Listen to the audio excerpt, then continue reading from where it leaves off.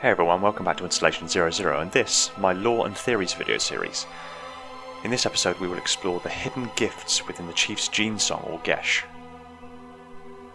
In Halo 4, one of the biggest unanswered questions is what gifts the Librarian unlocked within Chief's gene song. I don't know about you, but I felt rather let down that she says this and tells him to prepare. After this we see something happen to him. He falls to a knee, pounds the ground and then stands back up, and I was ready for Chief to suddenly be a god. But with the exception of being immune to the composer, nothing much seems to happen. Or did it? There is a long-standing theory that within Chief, the Geas of the IsoDidact resides. This is demonstrated in Halo Combat Evolved when 343 Guilty Spark seems to recognise the Chief and references a conversation they never had during 2 betrayals. Is it true? More or less. Technically, this installation's pulse has a maximum effective radius of 25,000 light years. But once the others follow suit, this galaxy will be quite devoid of life, or at least any life with sufficient biomass to sustain the flood. But you already knew that. I mean, how couldn't you? Left out that little detail, did he? We have followed outbreak containment procedure to the letter. You were with me each step of the way as we managed this crisis. Chief, I'm picking up movement. Why would you hesitate to do what you've already done? We need to go right now. Last time you asked me, if it were my choice, would I do it? Having had considerable time to ponder your query, my answer has not changed. There is no choice. We must activate the ring. It is understood now that 343 wasn't talking to the Chief, but to the dormant IsoDidact within. In Halo 4, after being given these unknown gifts, Chief starts to be able to hear the Didact, even when not near one another, almost telepathically. There are 2 reasons, or 2 gifts, that would make this possible. I'll start with this one as it's since been confirmed within the storyline of H5. The Chief is now able to access the domain. Having the ability to access the domain but perhaps not being aware of it may go some way to explain why the Chief can hear Didact's voice at various stages throughout the campaign thereafter. The Didact, having known about it and used the domain before, would detect Chief's rather infantile presence within the domain and reach out to him in a mocking fashion. We know Chief can access the domain now because he did so during Halo 5 when Cortana told him the domain was open. But if it wasn't open before then, maybe this particular possibility doesn't explain the Didact's voice. Before I go any further, yes, admittedly Didact's armour may be powerful enough to reach out to the Chiefs and establish a communications feed.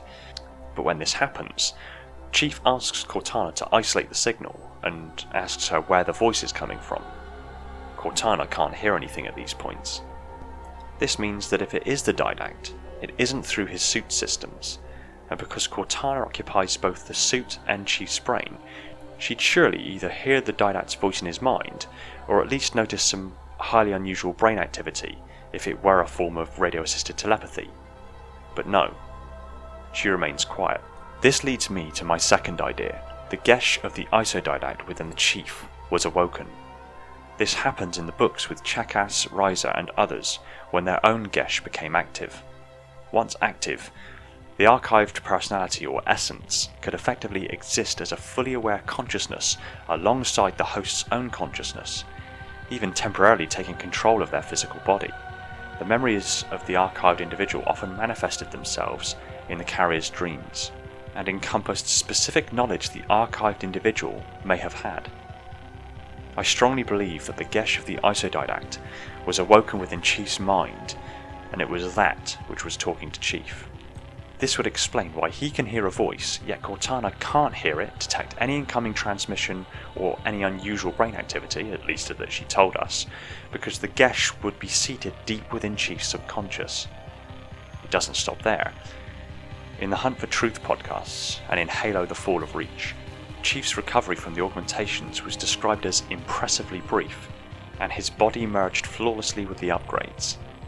I believe this is due to the Chief's body having a dormant form of a Forerunner process called mutation. This will have given Chief a better adaptability to augmentation, due to this being engineered into his DNA. A Forerunner mutation is where an individual would receive gene therapy, genetic engineering, and biochemical manipulation to mutate their bodies and minds to more purposefully fulfill their position in society. Under normal circumstances, this is performed in a ritual, and the changes take effect over several years. The Forerunner society had a caste system, which meant that certain individuals that were born into certain castes would fulfill certain roles, so mutating their bodies to fit that role was a suitable course of action.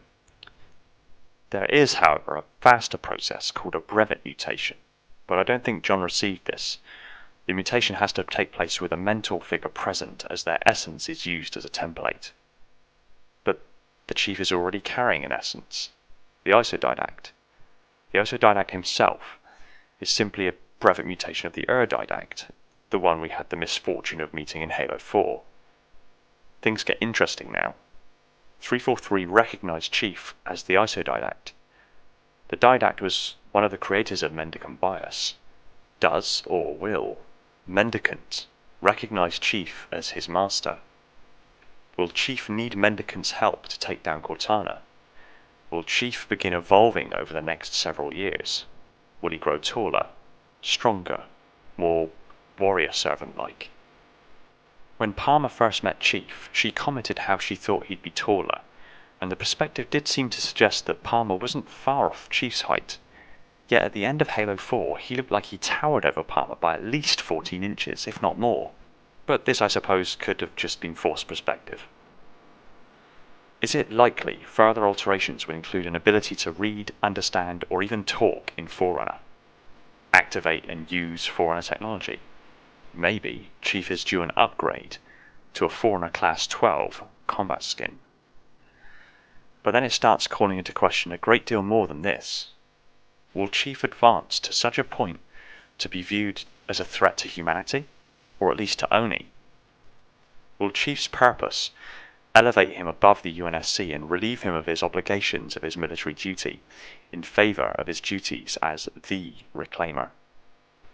Can John, being, at least to my mind, the first human to have a Forerunner Geas, be considered a human anymore?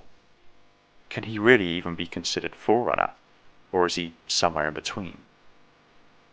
The ultimate question is, where will Chief's journey end? And where, if at all, will the Master Didacts begin? Thanks for watching. Stick your comments down below and I'll look forward to what you have to say.